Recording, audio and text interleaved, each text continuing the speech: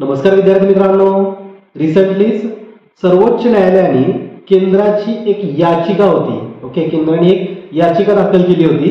एक सर्वोच्च न्यायालयाचाच एक जुना निर्णय होता आणि त्याच्यावरती तुम्ही पुन्हा एकदा पूर्ण एक विचार करा किंवा फेर विचार करा अशा प्रकारची ती याचिका होती. सर्वोच्च न्यायालयाचाच एक निर्णय. ओके, आणि त्याचा परत एकदा विचार करा अशी याचिका केंद्राने सर्वोच्च न्यायालयामध्ये दाखल केली होती. पण सर्वोच्च न्यायालयाने ती जी याचिका आहे केंद्र सरकारची ही पूर्णपणे फेटाळून लावली आहे.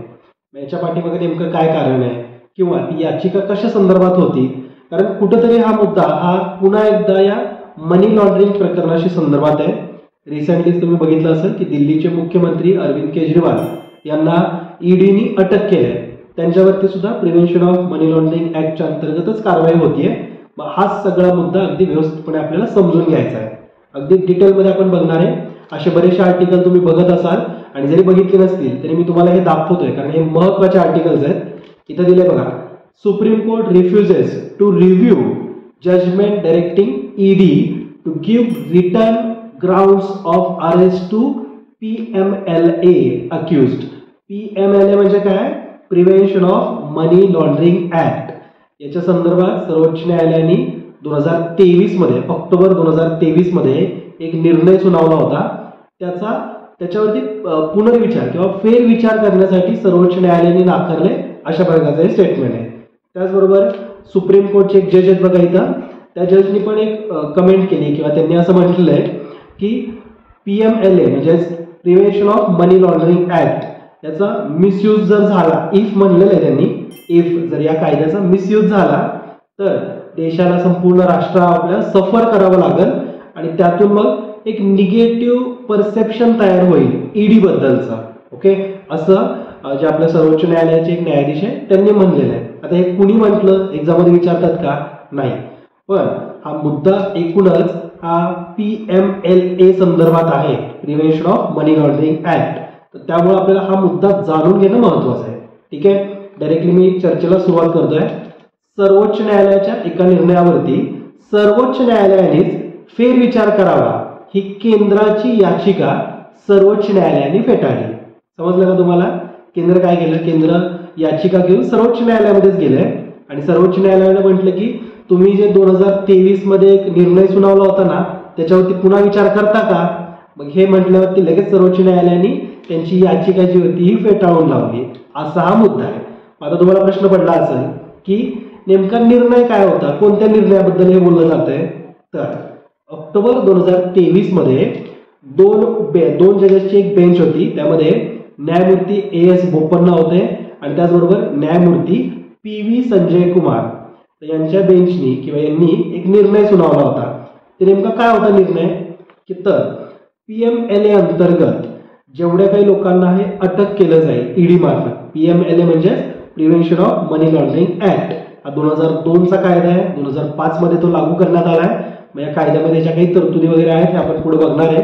पण या कायद्याचा वापर करून जर ईडीने म्हणजे एन्फोर्समेंट डायरेक्टरेटने जर कुणाला अटक केली किंवा कुणाला अटक करत असतील तर त्या व्यक्तीला त्याला अटकेची कारणं ही लिखित स्वरूपात देणं आवश्यक आहे. ओके, म्हणजे फॉर एक्झाम्पल आता मी हे एक्झाम्पल माझ्यासाठीच देतोय. फॉर एक्झाम्पल मला या प्रिव्हेन्शन ऑफ मनी लॉन्ड्रिंग ऍक्टच्या अंतर्गत अटक करायला ईडी आला. ओके, मग मी त्यांना विचारलं की मला अटक का करताय? मग ते असं मला फक्त तोंडी सांगितलं की अरे तुमचे हे फंड असा तुम्ही पैशाचा गैरउपयोग केलाय किंवा गैरमार्गाने कमवलाय तुम्ही पैसा, तर याच्याविषयी किंवा याच्या विरुद्ध तक्रार आहे आणि आम्ही त्याच्यासाठी तुम्हाला अटक करतोय. हे मला ते तोंडी सांगून चालेल का? नाही. या निर्णयामध्ये तेच सांगितलंय की लिखित स्वरूपामध्ये त्या व्यक्तीला त्याच्या अटकेची कारणं स्पष्टपणे लिहून देणं गरजेचं आहे. ओके, हा निर्णय सुनावला होता सर्वोच्च न्यायालयाने 2013 मध्ये. युनियन ऑफ इंडिया विरुद्ध पंकज बन्सल ही ती केस होती आणि त्या केसमध्ये किंवा ती जी याचिका होती त्याचा निर्णय सुनावताना अशा प्रकारचं स्टेटमेंट ऑलरेडी सर्वोच्च न्यायालयाने दिले. मग हेच स्टेटमेंट तुम्ही पुन्हा एकदा रिव्ह्यू करा अशा प्रकारचं पिटिशन केंद्र सरकारने टाकलं होतं आणि ते जे काही याचिका आहे ही सर्वोच्च न्यायालयाने फेटाळली. ओके, ही कालच याचिका फेटाळलेली आहे. आता या निर्णयाचा पुनर्विचार करावा ही केंद्राची याचिका होती, ती सर्वोच्च न्यायालयाने फेटाळली आणि सर्वोच्च न्यायालयाने स्वतःच्या निर्णयावरती ते ठाम आहेत. ओके, म्हणजे हा निर्णय अगदी योग्य आणि आम्ही याच्यामध्ये काही बदल करणार नाही. मग आता सर्वोच्च न्यायालयाने ज्यावेळेस हा निर्णय दिला की एखाद्या व्यक्तीला जर PMLA ह्या कायद्याअंतर्गत ईडी कडून अटक केली जाते तर तो त्या व्यक्तीला संपूर्ण त्याच्या अटकेची कारणं ही लिखित स्वरूपामध्ये द्यायची, हे जजमेंट देण्यामागं सुप्रीम कोर्टचं म्हणणं काय हे आपण समजून घ्यायला पाहिजे ना, की असं कोणत्या आपल्याला घटनेमध्ये तरतुदी दिल्यात का की ज्यामुळे सर्वोच्च न्यायालयाने असा निर्णय दिला. तर यस, प्रत्येक आरोपीला त्याला अटक का होत आहे हे समजून घेण्याचा अधिकार एक घटनात्मक तरतूद आहे असं सर्वोच्च न्यायालयाने सांगितलंय. ओके, महत्वाचा पॉइंट आहे बघा की कुणाला पण आपण ज्यावेळेस अटक करतोय तर त्याला अटक का केलं जातंय हे त्याला समजून सांगणं किंवा त्याला ते माहिती असणं गरजेचं आहे, हा त्याचा घटनात्मक अधिकार आहे.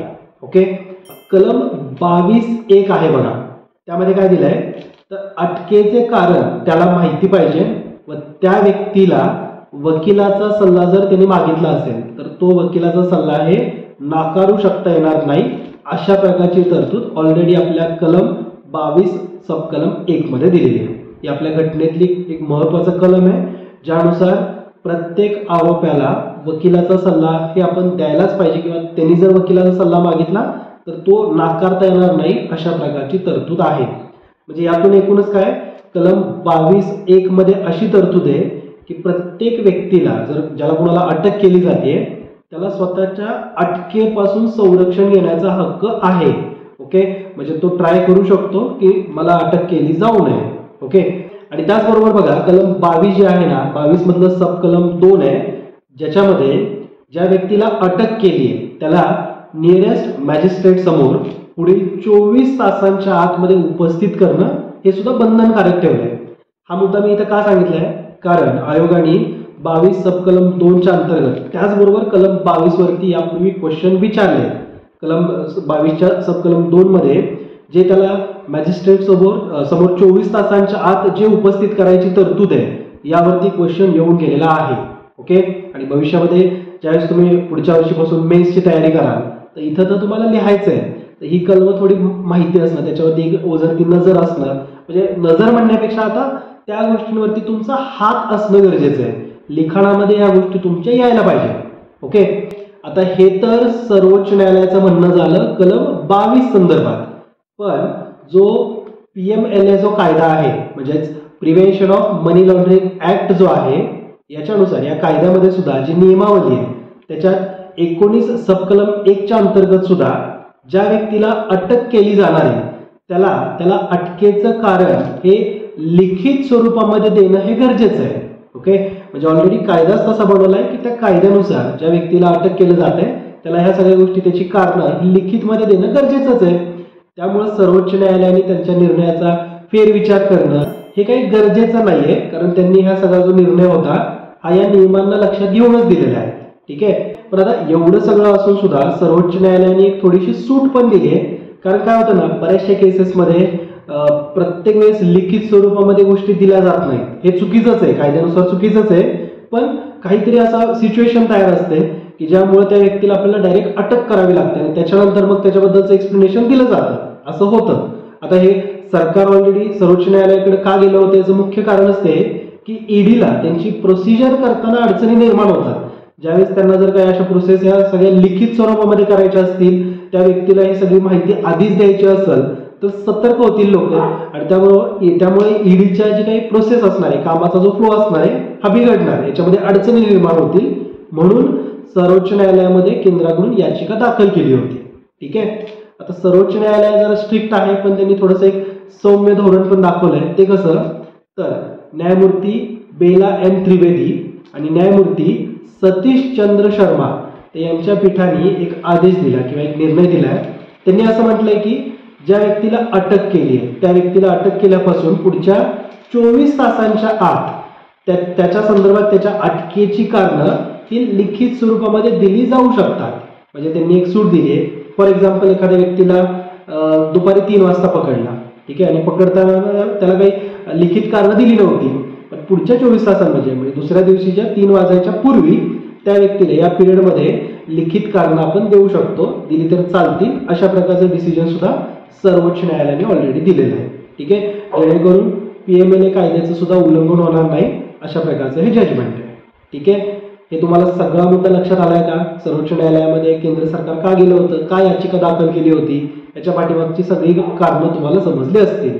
ओके, आत्ता आपण थोडं या PLMA जो कायदा आहे म्हणजे prevention of money laundering act याच्यातल्या अगदी महत्त्वाच्या तरतुदी ज्यांवरती आपल्याला एक्झाममध्ये क्वेश्चन बनतो त्या तरतुदी आपण इथं बघू. जसं की हा कायदा जो आहे हा 2002 मध्येच संसदेमध्ये पारित केला होता, पण हा कायदा 1 जुलै 2005 रोजी देशभरामध्ये लागू करण्यात आला आहे. ठीक आहे, हा अतिशय महत्त्वाचा मुद्दा आहे. याच्यावरती आयोग क्वेश्चन विचारेल, कारण आयोगाने डेट्स वरती क्वेश्चन विचारले. तुम्हाला एक उदाहरण सांगतो, GSTN किंवा GST कायदा याच्याविषयी आयोगाने ऑलरेडी क्वेश्चन असाच विचारला होता, डेट्स विचारल्या होत्या. त्याच्यामुळे ह्या गोष्टी तारखांनुसार माहिती असणं गरजेचं आहे. ठीक आहे, त्याचबरोबर या कायद्याचा जो एक जगभरामध्ये एक व्हिएन्ना कन्व्हेन्शन आहे 1998ला हे साईन करण्यात आलं होतं, डिसेंबर 1998ला. ओके, तर व्हिएन्ना कायद्याचंच या PMLA कायद्याला स्वरूप आहे असं म्हटलं जातं. म्हणजे जसा जगामध्ये सुद्धा मनी लॉन्ड्रिंग संदर्भातचा एक कायदा आहे त्याला व्हिएन्ना कन्व्हेन्शन म्हटलं जातं, तर त्याचं स्वरूप हे या प्रिव्हेन्शन ऑफ मनी लॉन्ड्रिंग ऍक्टला देण्यात आलंय. ओके, म्हणजे एक स्टँडर्ड समोर बघितला आणि तो म्हणजे व्हिएन्ना कन्व्हेन्शन. ठीक आहे, त्यानंतर या कायद्यामुळं सरकारला काही अधिकार मिळतात, त्यांना काही एक पॉवर मिळते. ती कशी, तर ज्यांनी कोणी बेकायदेशीर पद्धतीने अवैध मार्गाने मिळवलेली जी संपत्ती आहे तर ती जप्त करण्याचा आणि कारवाई करण्याचा एक्स्ट्रा अधिकार हा सरकारला मिळतो. ओके, आणि तीच एक्स्ट्रा पॉवर ही सध्या ED कडे दिलेली आहे आणि ते त्याचा वापर सध्या म्हणजे अरविंद केजरीवाल यांच्या विरुद्ध होतोय. ओके, आता PMLA या कायद्यानुसारच तर जी सगळी कारवाई होतीये, तर अरविंद केजरीवाल यांना या गोष्टी लिखित स्वरूपामध्ये ऑलरेडी दिल्या असतील. ठीक आहे, किंवा अटक केल्यानंतर दिल्या, कारण तुम्हाला माहिती आहे की हा मुद्दा हायकोर्टमध्ये ऑलरेडी गेला होता. काय झालं होतं मी थोडक्यात सांगतो. ऑलरेडी ED कडून अरविंद केजरीवाल यांना 9 समन दिले होते, पण ते एकदाही ED पुढे उपस्थित राहिले नव्हते. EDने चौकशीसाठी त्यांना बोलवलं होतं पण ते गेले नव्हते. मग ते गेले डायरेक्ट उच्च न्यायालयामध्ये, दिल्ली उच्च न्यायालयात. दिल्ली उच्च न्यायालयामध्ये ते म्हटले की मी ED समोर चौकशीला जायला तयार आहे, पण मला तुम्ही संरक्षण द्या की मला ते अटक नाहीत करणार. ओके, अशी कंडिशन त्यांनी हायकोर्ट समोर ठेवली की मी तर चौकशीला जाईल पण मला अटक केलं जाऊ नये, मला त्याच्याबद्दल संरक्षण तुम्ही द्या. मग दिल्ली उच्च न्यायालयाने काय केलं, ठीक आहे तुम्ही इथं आहात, आम्ही EDला पण बोलवतो, त्यांचं म्हणणं काय हे पण जाणून घेऊ. मग दिल्ली उच्च न्यायालयाने EDला बोलवलं. EDने जी फाईल बनवली होती अरविंद केजरीवाल यांच्या विरुद्धची ती फाईल कोर्टामध्ये दाखवली. मग कोर्टाने इमिजिएटली आय थिंक 2-3 तासामध्येच डिसिजन घेतलं की नाही, आम्ही तुम्हाला अटकेपासून संरक्षण देऊ शकणार नाही. म्हणजे ऑब्व्हियस आहे ना, ते समोर फाईलमध्ये ज्या गोष्टी लिखित स्वरूपामध्ये मिळाल्या त्यावरून तो अंदाज आला असेल हायकोर्टला की आता हे अटक वगैरे होणार आहे. ओके, त्यामुळे संरक्षण नाकारलं आणि लगेच 2-3 तासात EDने परत 10वी नोटीस देऊन या अरविंद केजरीवाल यांना पकडले. ठीक आहे, हा अगदी पॉलिटिकल किंवा हा सगळं जे काही त्या दिवशी जे घडलं 21 मार्चला हे मी तुम्हाला थोडक्यात सांगितलंय. ओके, आता याच PMLA या कायद्याअंतर्गत जसं माणसांवरती कारवाई केली जाते, माणसं म्हणजे हे जे माननीय सदस्य असतात किंवा जे घोटाळे करणारे आहेत, तशीच कारवाई PMLAच्या अंतर्गत संस्थांवरती सुद्धा केली जाते. म्हणजे फायनान्शियल इन्स्टिट्यूट जे आहेत, for example RBI, okay, reserve bank of India सुद्धा या PMLA कायद्याअंतर्गत येते. ठीक आहे, म्हणजे यांचं सुद्धा चौकशी वगैरे RBIची चौकशी सुद्धा करण्याचा अधिकार या कायद्याने दिलेला आहे. ठीक आहे, त्याचबरोबर म्युच्युअल फंड कंपन्या असतील, बँका सगळ्या, इन्शुरन्स कंपन्या, या सगळ्याच्या सगळ्या इन्स्टिट्यूट, फायनान्शियल इन्स्टिट्यूट या PMLA कायद्यानुसार किंवा प्रिव्हेन्शन ऑफ मनी लॉन्ड्रिंग ऍक्टच्या अंतर्गत येतात. ठीक आहे, म्हणजे यांच्यावरती जर उद्या चौकशी करायची वेळ आली तर ती त्यांना नाकारता येणार नाही. तर आय होप हा मुद्दा अगदी व्यवस्थितपणे तुम्हाला समजला असणार आहे. हे लेक्चर तुम्हाला कसं वाटलंय प्लीज मला कमेंट करून कळवा. आणि मी तुम्हाला आज वेगळ्या पद्धतीचं होमवर्क देतोय ज्याने तुमची रायटिंग ॲबिलिटी चांगली होईल. होमवर्क असा आहे की हे लेक्चर तुम्ही बघितलंय आणि त्याचबरोबर या पूर्वीचं सुद्धा जे लेक्चर मुख्यमंत्री पदावरती असताना आपण अटक करू शकतो का या संदर्भात जे घेतलंय ते लेक्चर पण तुम्ही बघितलं असेल. तर दोन्ही लेक्चरला तुम्ही समराईज करून 250 ते 300 शब्दांमध्ये लिहा.